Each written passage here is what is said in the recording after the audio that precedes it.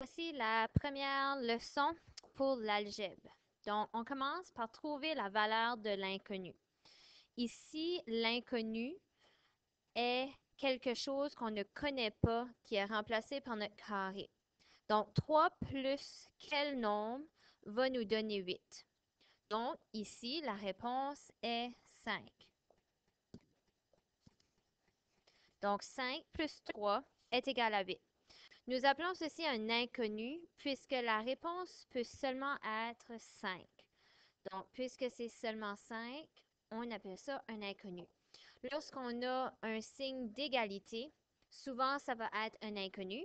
Et lorsqu'on a une expression, là, ça peut être une variable.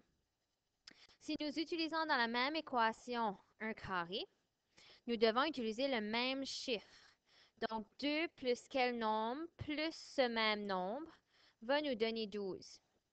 Ici, on a encore une fois 5, puisque 5 plus 5 nous donne 10, plus 2 nous donne 12.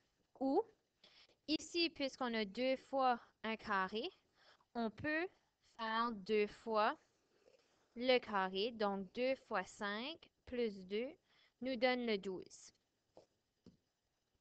Trouve la valeur de l'inconnu avec une addition. Donc, 5 plus quoi nous donne 13? La réponse est 8. Donc, 8 plus 5 va nous donner notre 13. Quoi plus 17 nous donne 18. Donc, 1 plus 17 nous donne 18. 3 fois quel nombre va nous donner 18? Donc, 3 fois 6 nous donne 18. Et 2 fois quel nombre nous donne 8? 2 fois 4 nous donne 8. Avec la soustraction et la division, donc 6 moins quel nombre nous donne 4? Ici serait 6 moins 2 nous donne 4. Ici, nous avons une multiplication et par la suite, notre soustraction.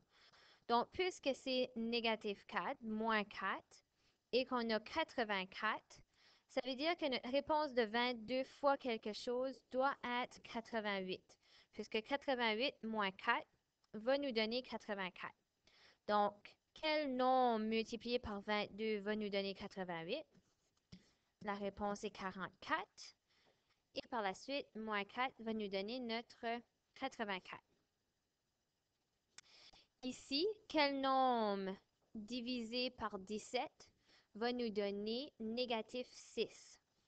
Donc, entre autres, négatif 6 fois 17 va nous donner négatif 102. Puisque c'est un négatif divisé par un positif, notre réponse va être négative. Donc, négatif 102 divisé par 17 nous donne négatif 6. Et 8 divisé par quel nombre nous donne 2? 8 divisé par 4 nous donne 2, ou 2 multiplié par 4 nous donne notre 8. Peine numéro 1, donc prendre en note numéro 1. Une expression algébrique est un ensemble de chiffres ou nombres et de lettres liés par des signes. Donc, l'exemple, notre A est une lettre, plus est un signe, A une lettre, plus un signe, et 4 un chiffre. Une expression algébrique n'a jamais de signe d'égalité. Si nous avons un signe d'égalité, nous appelons ceci une équation.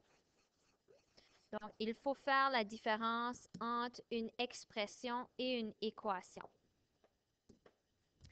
Peine numéro 2. La variable, une lettre ou symbole auquel on peut attribuer plusieurs valeurs numériques. Donc, ici, 3x plus 5, c'est une expression algébrique puisque nous n'avons pas d'égalité. Et ici, le x peut prendre plusieurs différentes formes, si vous voulez. Donc, le x pourrait être 3. Le x pourrait être 4.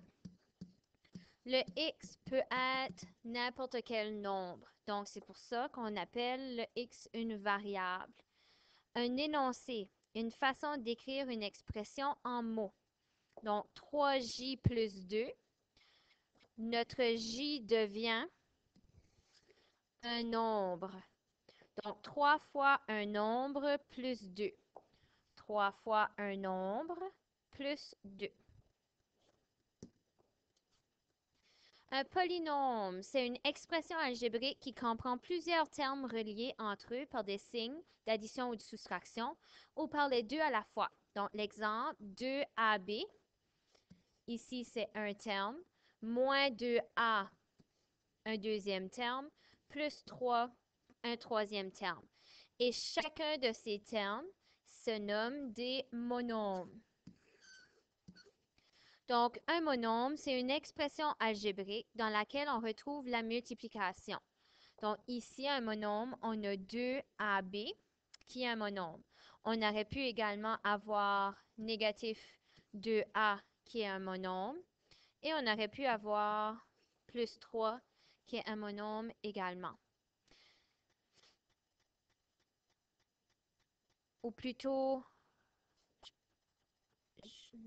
binôme. C'est correct. Binôme, c'est un polynôme constitué de deux termes séparés par le signe d'une addition ou d'une soustraction.